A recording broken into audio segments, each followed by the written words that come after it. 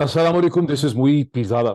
जैसा कि आप सब जब सुन चुके होंगे, अब से चंद घंटे पहले लाहौर में former prime minister Pakistan Imran Khan ने पंजाब और खैबर पख्तूनख्वा असेंबलीज के हवाले से बहुत बड़ा डिसीजन लिया है, जिसे मैं कहता हूँ it's a big, bold and risky decision. लेकिन मैं ये भी समझता हूँ, जैसा कि मैं एक्सप्लेन करना चाहूंगा इस वीलॉग के अंदर, कि ये इमरान खान का एक सही, दुरुस्त, करेक्ट डिसीजन है। इस स्टेज पे इमरान खान साहब के पास कोई और ऑप्शंस नहीं थी। I explain one by one. लेकिन जैसा कि खुद उन्होंने अपने मैसेज में, जो उनका वीडियो मैसेज था, एक बड़ी अहम चुभती हुई बात कही। उन्होंने कहा कि पीडीएम की ये जमातें जो हैं, ये अक्टूबर 2023 में भी इलेक्शन नहीं करवाना चाहेंगी। ये वो चीज़ है जो मैंने कई वीलॉग्स में इससे पहले कही है, जिसकी वजह यह है कि पीएमएलएन को, नवाज शरीफ साहब को जो लेवल प्लेइंग फील्ड चाहिए, उसका मतलब ये नहीं है कि वो पाकिस्तान आ सकें, उनके केसेस खत्म हो जाएं, वो जेल में जाएं, ना जाएं, बल्कि नवाज शरीफ साहब की जो रिक्वायरमेंट है स्ट्रेटेजिक लेवल प्लेइंग फील्ड की, उसका मतलब है कि इमरान खान का या इमरान खान की पॉलिटिक्स का खात्मा होना चाहिए, या इमरान खान को खत्म हो जाना चाहिए, या इमरान खान को डिस्क्वालीफाई हो जाना चाहिए, या इमरान खान को कई बरस के लिए कैद होना चाहिए। और खाली इमरान खान का मसला नहीं है, इमरान खान के साथ न थी जो पाकिस्तान के अंदर पाकिस्तान तहरीक इंसाफ, पीटीआई की पूरी कैंपेन एक पॉलिटिकल मूवमेंट है। इस पॉलिटिकल मूवमेंट को जब तक सप्रेस ना कर दिया जाए, कंट्रोल ना कर दिया जाए, जनाब नवाज शरीफ साहब को नहीं लगता कि पंजाब के अंदर एक जनरल इलेक्शन उनके लिए फायदेमंद होगा, उनके इंटरेस्ट में होगा। ये इन दी आउटसेट मैंने जो है ये स्टेट कर दिया। अब हम थोड़ा सा वन बाय वन करके 5 से 6 पॉइंट्स मैंने अपने सामने रखे हैं, और मैं उनको एक्सप्लेन करता हूँ कि वाई डू आई कॉल्ड कि ये बहुत बोल्ड रिस्की डिसीजन है। ये मैं भी एक्सप्लेन करता हूँ। सबसे पहले देख लें कि ये डिसीजन जो है, ये एक वीडियो मैसेज की शक्ल में आया। लाहौर के अंदर लिबर्टी चौक पे एक बहुत बड़ा हजूम था, एक बहुत बड़ा क्राउड था पीटीआई के सपोर्टर्स का, और मुल्क के बहुत से और शहरों में भी इसी तरह से बड़ी बड़ी स्क्रीन रखी गई थी, टेलीविजन ने भी इसको दिखाया। और इमरान खान साहब का जो वीडियो मैसेज है, उसकी एक साइड पे परवेज इलाही साहब, चीफ मिनिस्टर पंजाब, बैठे हैं। दूसरी साइड पे चीफ मिनिस्टर खैबर पख्तूनख्वा महमूद खान बैठे हैं, और वहां पर इमरान खान दोनों का शुक्रिया भी अदा करते हैं, उनकी सपोर्ट का। और उसके बाद ऐलान करते हैं 23 दिसंबर का कि हमने फैसला किया कि खैबर पख्तूनख्वा और पंजाब की असम्बलीज को 23 दिसंबर को तहलील कर दिया जाए, खत्म कर दिया जाए।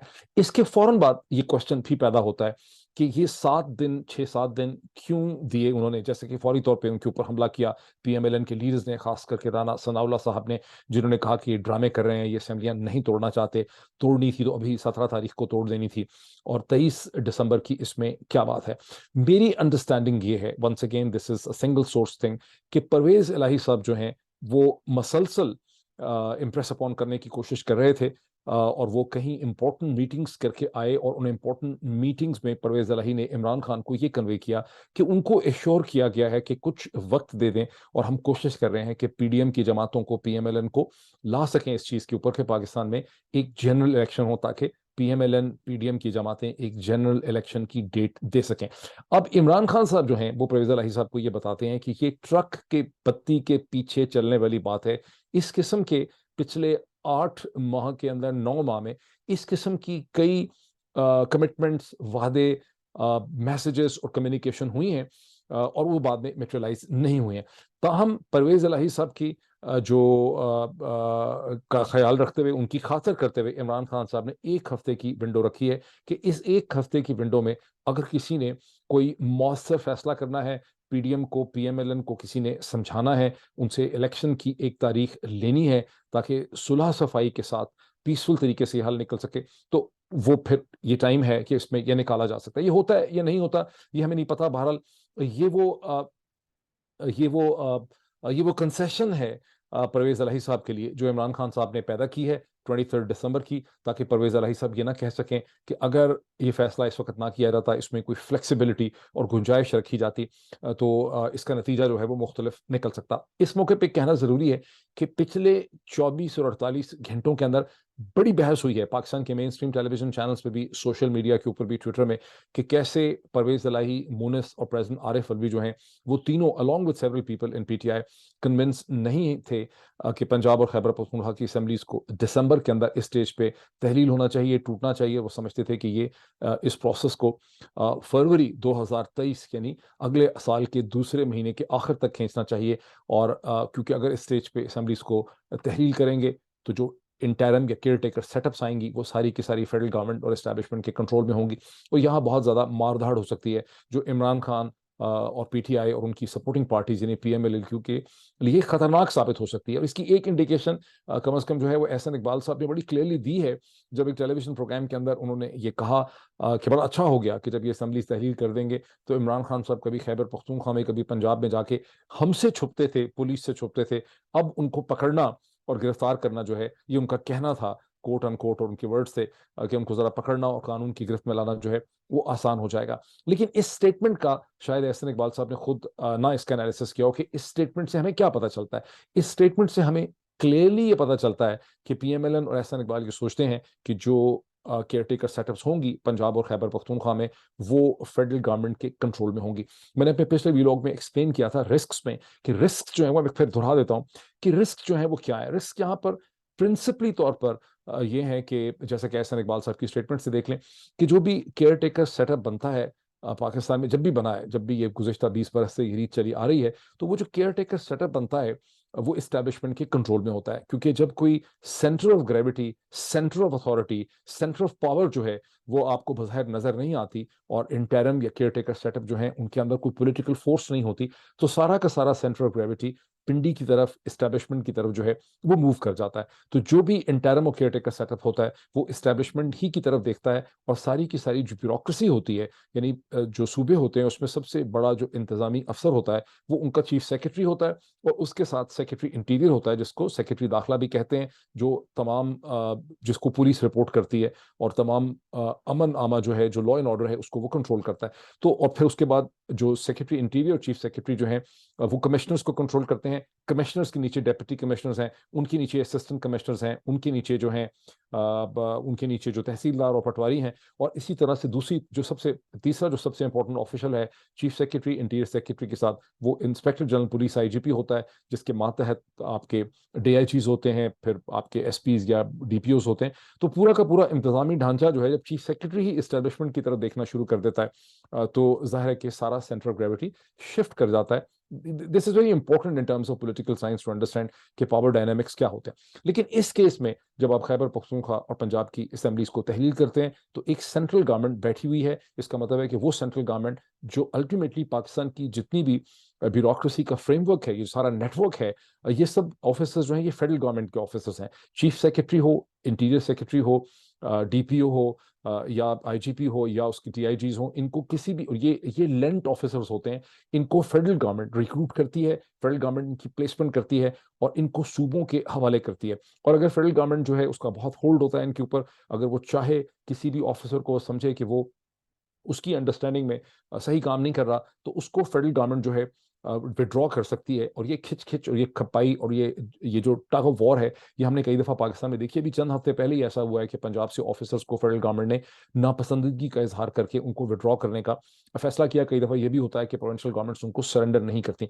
इतनी लंबी एक्सप्लेनेशन देने से मेरा मतलब आपको ये क्लियर करना है कि जो सारा का सारा ब्यूरोक्रेसी का ढांचा है उस पर फेडरल गवर्नमेंट को बहुत ज़्यादा कंट्रोल होता है। ये डिपेंड करता है कि फेडरल गवर्नमेंट किस नेचर की है। अगर फेडरल गवर्नमेंट जो है वो ज़रा शरीफाना किस्म की है, जैसे कि पीटीआई की गवर्नमेंट थी, तो वो अपनी ताकतों को उस तरह से इस्तेमाल नहीं कर सकती। उसके प्योर रीज़न ये है कि एक ऐसी पार्टी जिसने कभी पॉलिटिकल पावर को एक्सरसाइज किया ही नहीं है 2018 से पहले, और 2018 के बाद भी, जैसा कि अब इमरान खान साहब ने बहुत खुल के इसकी बात कर दी, बहुत ज़रूरी था कि वो ये बात करते। उन्होंने कहा कि ये सारा जो हमें हमारी हुकूमत को हटाने का काम किया, ये जनरल बाजवा ने किया, और सारा पीछे से बहुत ज़्यादा फैसले जो हैं वो पाकिस्तान के ex army chief general Bajwa कर रहे थे। ये चीज़ नज़र आ रही थी किसी को, सारे मीडिया को नज़र आ रही थी। जिस तरह इमरान खान साहब इसके बारे में नहीं कह सकते थे, इसी तरह टेलीविजन चैनल्स पे बैठे हुए बहुत से एंकर और एनालिस्ट जो हैं इसको कभी भी खुल के नहीं कह रहे थे। लेकिन जनरल बाजवा हो या कोई और हो, जो डिसीजन मेकिंग होती है वो बहुत हद तक एस्टेब्लिशमेंट के हाथ में होती है। और चूंकि तहरीक इंसाफ की हुकूमत पहली पहली दफ़ा पावर में आई थी, इसको कोई पार के लीवर्स को एक्सरसाइज करने का, अनलाइक पीएमएलएन नवाज शरीफ, बहुत ज़्यादा पता नहीं था। why I'm saying all this. What I'm saying is this: a PTI government sitting in Islamabad can be a very अब जो इससे पहले थी 2018 और 2022 के दरमियान की जो पीटीआई गवर्नमेंट थी, जिसका एक्सपीरियंस नहीं था, जो एक टर्मोइल से नहीं गुजरी थी, जिसकी पिटाई नहीं हुई थी, वो एक कमजोर शरीफाना गवर्नमेंट थी। अब अगर एक पीटीआई की गवर्नमेंट इस्लामाबाद में आएगी और जिस तरह से आप इमरान खान की बातें सुन रहे हैं, तो वो पहले के मुकाबले में कहीं ज्यादा कॉन्फिडेंट होगी, वो बहुत ज़्यादा डिफरेंट किस्म के फैसले करेगी, वो उस तरह से डिक्टेशन नहीं लेगी जिस तरह से 2018 और 2022 के दरमियान में इमरान खान और तहरीक इंसाफ और इन सब लोगों ने मसलसल एक डिक्टेशन ली जनरल बाजवा की। लेकिन पीएमएलएन एक एक्सपीरियंस पार्टी है। अगर पीएमएलएन सेंट्रल गवर्नमेंट में बैठी है और वो खेलना चाहती है, शरारत करना चाहती है with the care taker setups in Punjab and Khyber Pakhtunkhwa, तो उसके पास फिर नंबर ऑफ ऑप्शंस हैं। वो चीज़ें बड़ी मुश्किल बना सकती है तहरीक इंसाफ के लिए, पीएमएलक्यू के लिए, उनके सारे सपोर्टर्स के लिए। ये इसमें एक रिस्क है।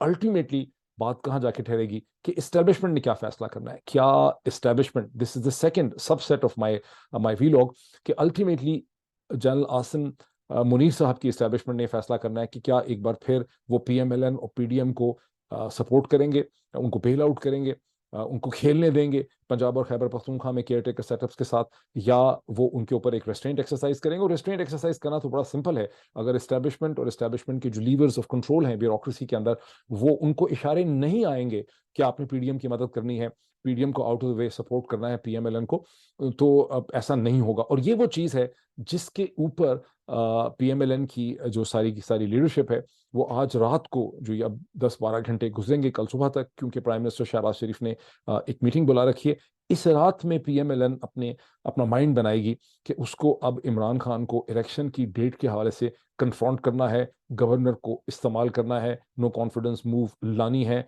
गिरफ्तारियां करनी है, अदालतों को इस्तेमाल करना है, इमरान खान को और बहुत से पीटीआई के लीडर्स को केसेस में गिरफ्तार करने की कोशिश करनी है, या जो है उन्हें एक इलेक्शन की तरफ चीज़ों को जाने देना है। अब इलेक्शन की तरफ चीज़ों को जाने, और ये जो सारा फैसला होगा, इसका दारोमदार इस पे होगा कि पीएमएलएन की लीडरशिप ये असेस करेगी कि हमें पाकिस्तान की इस्टेब्लिशमेंट से इस स्टेज पे कितनी सपोर्ट है, कितनी सपोर्ट मिल सकती है। अगर वो ये कंक्लूड करेंगे आज की रात में कि हमें इस्टेब्लिशमेंट से पहले की तरह की सपोर्ट जो है वो नहीं मिल सकेगी, तो फिर वो चीज़ों को, फिर वो कॉन्फ्रंटेशन नहीं करेंगे। अगर उनको लगेगा कि इस्टेब्लिशमेंट पूरे जोर के साथ हमारे साथ खड़ी है, फिर वो यकीनी तौर पे एक कॉन्फ्रंटेशन की तरफ वो जाएंगे। और इसमें जो एक्सटर्नल फैक्टर का एलिमेंट है वो बड़ा इंपॉर्टेंट है, बिकॉज नवंबर 29 के बाद एक ट्रांजिशन हो चुकी है। अगर सारे मामला, जैसे कि पीएमएलएन और पीडीएम की जमातें हमें बारहा कन्विंस करने की कोशिश करती हैं कि जो कुछ भी हो रहा है ये पाकिस्तान की इंटरनल पॉलिटिक्स है, तो फिर अगर एक्सटर्नल फैक्टर नहीं है तो फिर आउटकम डिफरेंट होगा। अगर एक एक्सटर्नल फैक्टर है, अगर एक एक्सटर्नल स्क्रिप्ट भी है कि इमरान खान और तहरीक इंसाफ को वापस नहीं आने देना, उन्हें एक पॉपुलर गवर्नमेंट नहीं लाने देनी, तो फिर जाहिर है कि इस पॉइंट से आगे नतायज डिफरेंट होंगे। पंजाब और खैबर पख्तूनख्वा के अंदर एक free, fair and transparent election नहीं हो सकेंगे, चीज़ें लटक जाएंगी, लटका दी जाएंगी, अदालतों से खेला जाएगा, इलेक्शन कमीशन के जरिए खेला जाएगा। अगर एक्सटर्नल स्क्रिप्ट नहीं है, अगर सारे के सारे डायनामिक्स पाकिस्तान के इंटरनल पॉलिटिक्स के हैं, तो फिर बहुत हद तक आउटकम जो है वो एक डिफरेंट डायरेक्शन में जाता आपको नजर आएगा। जैसा कि मैंने कहा, बहुत से पॉइंट्स मैंने लिखे में, एक चीज़ में बहुत से मैंने देखा कुछ लोग ये कंप्लेन करते हैं कि स्क्रीन शेयरिंग आप करते हैं तो उससे थॉट जो है, जो आइडियाज़ हैं, उसकी जो कंटिन्यूएशन और सीक्वेंस है वो ब्रेक डाउन कर जाती है, और आप सिर्फ एक एनालिसिस दे दिया करें, अपना पॉइंट ऑफ व्यू देखें, वो ज़्यादा बेहतर है। मैं स्क्रीन शेयरिंग इसलिए करता हूँ, एक ओल्ड मेरा ट्रेडिशनल वे है। मैं ये समझता हूँ कि जो पब्लिश्ड वर्ड है वो किसी का भी हो, जब एक अखबार किसी चीज़ को, खास करके जहाँ कोट अन कोट हैं या लोगों के ट्वीट हैं या अखबारों की हेडलाइंस हैं, वो इस लिहाज से बड़ी इंपॉर्टेंट होती हैं कि आपने देखा कि बहुत से लोग, खास करके सोशल मीडिया में वीलॉगर स्पेस जो है, उसमें लोग कहते हैं कि जराए से ये पता चला है, मेरे सोर्सेज ये कहते हैं, मुझे फला जगह से बहुत पता चला है। उसकी यस, वो ये सही हो सकता है कि वो जराए बिल्कुल सही हो, वो खबर एक्यूरेट हो, लेकिन आपने अगर पिछले 8 माह को आप देखें, बहुत सी दफ़ा जब सोशल मीडिया के ऊपर प्रोमिनेंट लोग, अच्छे लोग जो हैं, वो जराए के हवाले से बात करते हैं, तो वो बातें बहुत हद तक सही साबित नहीं होती। फॉर इंस्टेंस, पिछले 24 घंटे में हमें जराए से पता चला कि मुनस्सर सराई जो है, उन्होंने ऑलमोस्ट इमरान खान को कन्विंस कर लिया है कि फरवरी तक आपको जो है असेंबलीज डिसॉल्व नहीं करनी चाहिए। और ये चीज़ ARY न्यूज़ की हेडलाइन में बार बार उनकी जो हेडलाइन न्यूज़ थी, ये उनकी हेडलाइन न्यूज़ चलती रही, मतलब over the head, over the air जिसको हेडलाइन न्यूज़ कहते हैं। और इससे मिलती जुलती खबरें जो हैं वो डॉन अखबार के अंदर भी छपती रही। लेकिन अब जब मैंने इसको रीचेक किया पीछे मुड़ के, तो मुझे पता चला है कि ये बहुत सी खबरें जो चलती रहीं टेलीविज़न चैनल्स में, ये कहीं से आ रही थीं और मुझे ये भी कहा गया कि आप ये देखें कि ये जब खबरें आई हैं और इनको हेडलाइन न्यूज़ में चलाया गया है, तो कोई भी मुस्तनद रिपोर्टर नहीं था, जिसको कहा गया कि वो हमारे साथ जॉइन कर रहे हैं और वो हमें ये खबर एक्सप्लेन करेंगे कि इसकी नेचर क्या है। हर दफ़ा ये कहा गया कि ज़राए से ये पता चला है कि मुनिस ने इमरान खान को कन्विंस कर लिया। इसी तरह अब से चंद घंटे पहले ये खबर भी चल रही थी टेलीविज़न चैनल्स में कि मुनिस इलाही और परवेज़ इलाही जो हैं, उन्होंने इमरान खान से 30 सीटें जो हैं माँग ली हैं अगले मुमकिना इलेक्शन में। और मुझे फिर एक और बड़े मुस्तनद और क्रेडिबल जो इन रिपोर्टर हैं, उन्होंने मुझे ये कहा है कि उन्होंने मुनिस इलाही से बात की है और मुनिस ने इनफैक्ट उनको खुद फ़ोन किया है और मुनिस ने कहा है कि ऐसी कोई बात नहीं है, हमने इस स्टेज पे इमरान खान से कोई 30 सीटें नहीं माँगी, ये सिर्फ़ और सिर्फ़ किसी ने एक डिसइन्फॉर्मेशन जो है वो लॉन्च कर दी। इसलिए बड़ा ज़रूरी होता है कि चीज़ों को सही समझने के लिए आप कम से कम जो प्रिंटेड पब्लिश इन्फॉर्मेशन है उसको रेफ़र करें। तो मैं क्विकली 3-4 आपको स्क्रीन शेयरिंग्स करता हूँ, वो बहुत मैं समझता हूँ इम्पोर्टेंट हैं। सबसे पहले let me share this with you. Uh, यहाँ से मैं शुरू करता हूँ। देखिए ये तो वो बेसिक है खबर है जहाँ पे पंजाब और खैबर पख्तूनख्वा असेंबलीज़ को डिसॉल्व करने का फैसला इमरान खान ने किया और ये वो पिक्चर देखें, इस पिक्चर की बड़ी आइकॉनिक वैल्यू है जहाँ एक साइड पे परवेज़ इलाही साहब बैठे हुए हैं, दूसरी साइड पे महमूद खान बैठे हुए हैं। बहुत से लोगों ने ये नोट किया कि परवेज़ इलाही जो हैं वो बड़े कोई डल और डिप्रेस्ड लग रहे थे, लेकिन जब मैंने बाद में बाज़ लोगों से सोर्सेज़ से ही मैंने पूछा, उन्होंने कहा कि परवेज़ इलाही की उम्र जो है वो चौधरी शुजात से भी ज़्यादा है, वो जनरली ऐसा ही फेस एक्सप्रेशन उनका रहता है। लेकिन जब वो वहाँ से बाहर निकले और उन्होंने रिपोर्टर्स के साथ बात की, he was in a very good and positive mood. वो ये समझते हैं कि इस स्टेज पे कोई और ऑप्शन जो है वो नहीं एग्ज़िस्ट करती थी। मैं अब थोड़ा-सा इसमें से देखूँ कि मुझे एक पॉइंट मिल जाए। अ, ये वो चीज़ है, देखिए सब heading Imran concern the government में try to delay elections even beyond अक्टूबर।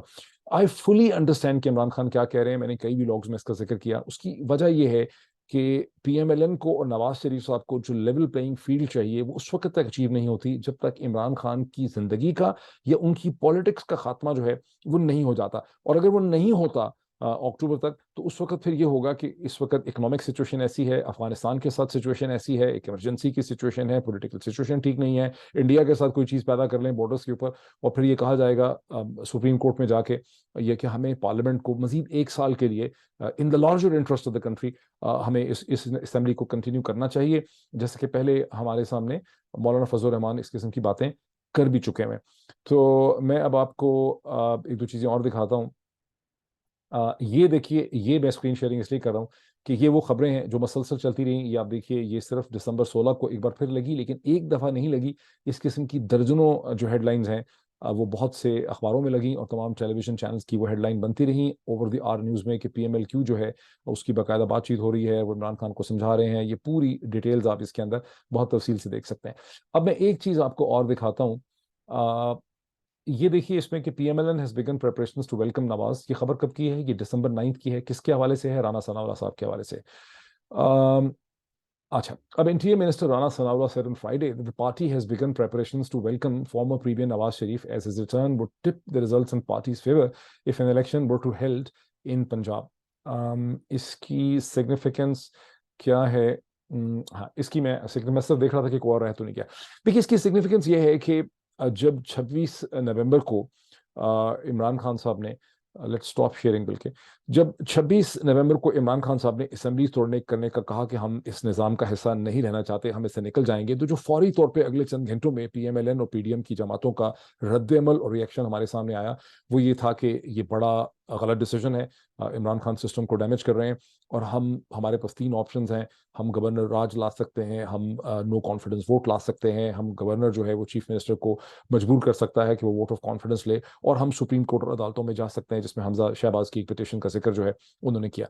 जैसे जैसे वक्त गुजरता चला गया, पीएमएलएन की तरफ से उसमें से किसी भी ऑप्शन पे को एक्सरसाइज नहीं किया गया। अब उसकी कई वजूहत हो सकती हैं कि पीएमएलएन ने सियासी तौर पर समझा कि हमें नहीं करना चाहिए, देखना चाहिए कि इमरान खान क्या करते हैं। लेकिन उसकी एक बहुत बड़ी वजह ये भी बताई जाती है कि पीएमएलएन ने अपनी लीगल ऑप्शंस को देखा और उनको कॉन्स्टिट्यूशनल और लीगल एक्सपर्ट्स ने पीएमएलएन को ये बताया कि कोई भी लीगल ऑप्शंस आपकी गवर्नर राज लगाने की, नो कॉन्फिडेंस वोट लाने की, वोट ऑफ कॉन्फिडेंस पे चीफ मिनिस्टर को मजबूर करने की साउंड नहीं है। और इस स्टेज के ऊपर कोर्ट्स जो हैं, और खास करके सुप्रीम कोर्ट जो है, शायद किसी भी जो आपकी पोजीशन है उसको सस्टेन नहीं करेगी और उससे आपकी ज़्यादा पॉलिटिकल साख में कमी होगी, और ये इंप्रेशन कि आप इलेक्शन से दौड़ रहे हैं, पीएमएल डरती है, लोगों के पास नहीं जाना चाहती, वो इंप्रेशन और वो तासुर जो है वो मजबूत हो जाएगा। तो ये जो खबर मैंने आपको यहाँ पे दिखाई राना सनाउल्लाह साहब की 9 दिसंबर की, जिसमें उन्होंने कहा कि नवाज शरीफ साहब जनवरी में वापस आ जाएंगे, और नवाज शरीफ साहब ने कहा है कि पंजाब के अंदर पीएमएलएन के कैंडिडेट्स को इलेक्शन के लिए प्रिपेयर किया जाए, कमेटीज बना दी गई हैं पंजाब को 3 हिस्सों में। ये जो स्टोरी मैंने आपको अभी दिखाई है 9 दिसंबर की डॉन की, इसमें ये सब डिटेल्स दी है, मैं आपको लिंक्स में डिस्क्रिप्शन में ये दे दूंगा कि कैसे हमने कमेटीज क्रिएट कर दी हैं, पंजाब को 3 जोन्स में डिवाइड कर दिया है, और हम इलेक्शन के लिए अपने कैंडिडेट्स को सेलेक्ट कर रहे हैं। और नवाज शरीफ साहब ने जब नवाज शरीफ वापस आएंगे तो फिर पंजाब के अंदर हमारी भरपूर इलेक्शन कैंपेन जो है वो हो सकेगी, और हम इलेक्शंस में पार्टिसिपेट करेंगे। अब से कोई 48 घंटे या 36 घंटे पहले प्राइम मिनिस्टर शहबाज शरीफ साहब ने भी एक मीटिंग में, उनका ये कमेंट अखबारों में आया, टेलीविजन में भी कोट हुआ, कि उन्होंने ये कहा है कि अगर असेंबलीज टूट जाती हैं तो फिर हमें इलेक्शन की तैयारी करनी होगी, और हम इलेक्शन में इमरान खान और तहरीक इंसाफ को कन्फ्रंट करेंगे। ये हो गई। अब एक तीसरी पोजीशन जो है वो अभी हमारे सामने एक नई पोजीशन, और यही चीज जो है वो राना सनाउल्लाह साहब ने भी कही, जो मैंने आपको दिखाई। लेकिन अभी अब से चंद घंटे पहले जब इमरान खान ने ये फैसला कर दिया अपने वीडियो मैसेज के अंदर कि हम 23 दिसंबर को असेंबलियां तोड़ेंगे, तो राना सनाउल्लाह साहब ने भी उसको बड़ा रिडिक्यूल किया, और लोगों ने भी रिडिक्यूल किया। लेकिन सबसे जो इंटरेस्टिंग चीज थी वो इंफॉर्मेशन मिनिस्टर जनाब मोहतरमा मरियम औरंगजेब साहिबा की प्रेस कॉन्फ्रेंस थी, जिसमें वो बोलती चली गई, बोलती चली गई, बोलती चली गई, बोलती चली गई, और उसकी कोई सेंस समझ नहीं आ रही थी। सिर्फ एक सेंस में पूरा, मैं उसको बहुत गौर से मैं सुनता रहा कॉपी पेंसिल लेके, लेकिन मुझे सिर्फ यही चीज समझ आई कि इंफॉर्मेशन मिनिस्टर साहिबा जो हैं वो एक शदीद गुस्से में है, गमो गुस्से में है। वो इमरान खान को कंडेम कर रही हैं, वो उनके केसेस की बात कर रही हैं, कभी उनकी ज़ात की बात कर रही हैं, कभी उनकी तारीख की बात कर रही हैं। तो लेकिन उसमें कोई, द ओनली थिंग आपको एक सेंस ड्रॉ करनी होती है, सेंस यही ड्रॉ है कि PMLN is not happy with Imran Khan declaration. इसका मतलब है कि उनको अब आप कॉन्टेक्स्ट में रखें, जो सारी खबरें, हेडलाइन, सारी बातें चल रही थी, कि उनको अभी तक तवक्कुफ थी कि इमरान खान को परसुएड किया जा सकेगा कि वो इस स्टेज पे असेंबलियों के तोड़ने का, तहलील करने का ऐलान ना करें, उसको फरवरी मार्च वगैरह की तरफ जो है वो ले जाएं। तो अब ये जो मीटिंग अभी हो रही है, जो होनी है अब से चंद 10-8 घंटों के बाद, पीएमएलएन की, शहबाज शरीफ की सीनियर लीडरशिप की, इसमें जो फैसले किए जाएंगे वहां से हमें पता चलेगा कि पीएमएलएन जो है इस फेट कंपनी को एक्सेप्ट करती है, सिस्टम को इलेक्शन की तरफ जाना चाहती है, या उन्हें एस्टेब्लिशमेंट की तरफ से इतनी वाज़ेह सपोर्ट के सिग्नल आ रहे हैं कि वो फैसला करेंगे कि हमें इमरान खान वगैरह को कन्फ्रंट करना है, ईसीपी को यूज़ करना है, अदालतों को यूज़ करना है, इमरान खान और तहरीक इंसाफ के लीडरों को गिरफ्तार करना है, और हमें चीज़ों को एक डिफरेंट डायरेक्शन के अंदर लेकर जाना है। तो ये तो एक सिचुएशन जो है मैं सारा आपके सामने एक्सप्लेन कर चुका हूं। अब मैं सिर्फ इसके ऊपर एक फाइनल मैं ये कह दूं कि वाई आई थिंक कि ये इमरान खान का एक करेक्ट डिसीजन है। रिस्क्स मैंने आपको बता दिए, मैंने मसलसल आपको बताया कि इसमें ये रिस्की डिसीजन है, ये गैम्बल है, लेकिन ये करेक्ट डिसीजन है। ये करेक्ट डिसीजन इसलिए है कि पीएमएलएन को, पीडीएम को, लेकिन खास करके पीएमएलएन को वक्त चाहिए ही इसलिए, उनको वक्त इलेक्शन के लिए नहीं चाहिए। अगर आप में से कोई ये समझता है कि उनको वक्त इसलिए चाहिए कि उन्होंने इकोनॉमी ठीक कर लेनी है, उन्होंने पाकिस्तान का कुछ बेहतर कर देना है, उन्होंने हिंदुस्तान को सीधा कर देना है, उन्होंने अफगानिस्तान के मामला ठीक कर लेने, उन्होंने अमेरिका से कोई रिलेशनशिप इंप्रूव करने, तो ऐसी बात एक खाम ख्याली होगी।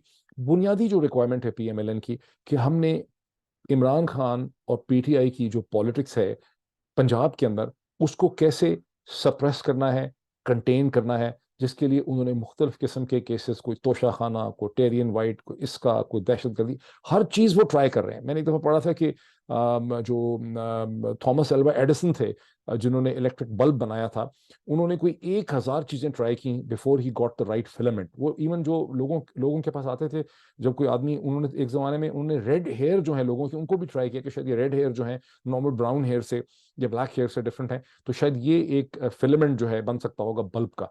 लेकिन 1000 डिफरेंट अटेम्प्ट्स करने के बाद वो इसने बहुत उन्होंने अटेम्प्ट्स की, पता नहीं 1000 या 900, फिर उनको राइट फिलामेंट मिला था। तो पीएमएलएन जो है वो मसलसल राइट फिलामेंट ढूंढ रही है कि किस तरह से इमरान खान की सियासत को रोका जा सके, इमरान खान को अनपॉपुलर बनाया जा सके। जब तक उनको नहीं लगेगा कि इमरान खान अनपॉपुलर हो गए, वो इलेक्शन की तरफ जाना जो है वो उनके इंटरेस्ट में नहीं है। वो हर तरह से कोशिश करेंगे कि इलेक्शन ना हो और उनको इलेक्शन में ना जाना पड़े। अब इसमें एक पॉइंट बहुत इंपॉर्टेंट देखिए, डिसेंसिटाइजेशन जो है वो एक नॉर्मल ह्यूमन रिस्पॉन्स है, इन द सेंस कि अरशद शरीफ का 23 अक्टूबर को कत्ल हुआ, शहीद अरशद शरीफ को जिस तरह से मारा गया, यस हम उसको जिंदा रखते हैं, हम उसकी बात करते हैं, लेकिन अपनी जिंदगी को आगे चलाने के लिए ये इंसान की जहन की रिक्वायरमेंट है कि हमारा जहन हमें डिसेंसिटाइज करता है इवेंट से। वरना तो लोगों की औलाद की डेथ हो जाती है, माँ बाप की डेथ होती है, सिबलिंग्स की, बहन भाइयों की डेथ होती है, अपनी जिंदगी में बड़ी ट्रेजेडीज होती हैं, लोगों को कैंसर होता है, वो हर वक्त एम्प्यूटेशंस हो जाती हैं खुदा ना खास, वो हर वक्त अपनी उस ट्रेजेडी जो है उसके ऊपर फोकस नहीं कर सकते, वरना वो अपनी जिंदगी गुजार नहीं सकेंगे। पॉलिटिक्स में भी यही होता है कि आप इवेंट्स के साथ एक वॉलिंग अप मैकेनिज्म है और आप डिसेंसिटाइज हो जाते हैं। तो जब हम डिसेंसिटाइज हो जाते हैं तो बहुत सी चीजों की अहमियत को हम भूल जाते हैं। फॉर इंस्टेंस 3 नवंबर 2022 को इमरान खान के ऊपर जो कातलाना हमला हुआ, वो कोई फिक्शन नहीं है, वो कोई नॉवल स्टोरी नहीं है, वो कोई हम किसी फंडामेंटलिस्ट ने, ये टीएलपी ने आके उनके ऊपर हमला नहीं किया। वो क्लियरली एक पॉलिटिकल मूव थी इमरान खान को डिसलॉज करने की। अल्लाह ताला ने इमरान खान की जिंदगी महफूज रखी, जिसे अल्लाह रखे उसे कौन चखे। लेकिन इस चीज की पॉलिटिकल सिग्निफिकेंस को, अगर आप इसकी इमोशनल सिग्निफिकेंस को नजरअंदाज कर भी देते हैं, तो पाकिस्तानी पॉलिटिक्स के अंदर इसकी जो पॉलिटिकल और स्ट्रेटेजिक सिग्निफिकेंस है कि here is this popular leader जो एक लॉन्ग मार्च करके पिंडी की तरफ आ रहा है, आप उसको कत्ल करने की कोशिश करते हैं कि ये कत्ल हो जाएगा तो सारा मसला खत्म हो जाएगा। बार बार पीएमएलएन की लीडर्स की तरफ से एक लफ्ज इस्तेमाल किया जाता है कि ये फितना है। फितना जो अरबिक का वर्ड है, तो फितने के लिए क्या किया जाता है? फितने को खत्म करना होता है, फितने को तबाह करना होता है, फितने को सप्रेस करना होता है। सो जो वर्ड्स हैं, जो हमारी वोकेबलरी है, वो हमारी इंटेंशंस को और हमारे इरादों को डिस्क्लोज करती है। So in terms of analysis कभी भूलना नहीं चाहिए कि a serious attempt was made to remove Imran Khan the political stage, it didn't work. इसी तरह मुख्तलिफ चीजें जो हैं वो की जा रही हैं। ये पॉइंट आप जहन में रखेंगे तो ही आप समझ सकेंगे कि इमरान खान ने कितना जो बड़ा एक इस स्टेज पे big bold and risky decision जो किया है, वो क्यों एक सही डिसीजन किया है। Because Imran Khan does not want to give time to PMLN to make more moves. उन्होंने अपनी मूव की है, putting pressure on the PMLN, और साथ ही उन्होंने पीएमएलएन और एस्टेब्लिशमेंट के दरमियान जो मुमकिन अलायंस है उसको भी उन्होंने टेस्ट कर लिया। इस पूरे थीसिस को कि एक ट्रांजिशन हो गई है, all of that was related to Qamar Javed Bajwa, इसमें कोई स्क्रिप्ट नहीं है इंटरनल या एक्सटर्नल, इस पूरे थीसिस को उन्होंने सामने ला के रख दिया है। अगर स्क्रिप्ट नहीं है, कमर जावेद बाजवा ही सब कुछ कर रहे थे, तो उनके जाने के बाद तो फिर कोई कंटिन्यूशन नहीं होनी चाहिए उस स्क्रिप्ट की। तो उन्होंने इस थीसिस को भी उन्होंने चैलेंज करके सामने रख दिया। So he has taken a big bold risky but the right decision at this point. और इन एंड में मैं सिर्फ एक चीज के साथ कंक्लूड करता हूँ। Let me show this screen to you and that would be the end of it. यहाँ पे मैं आपके साथ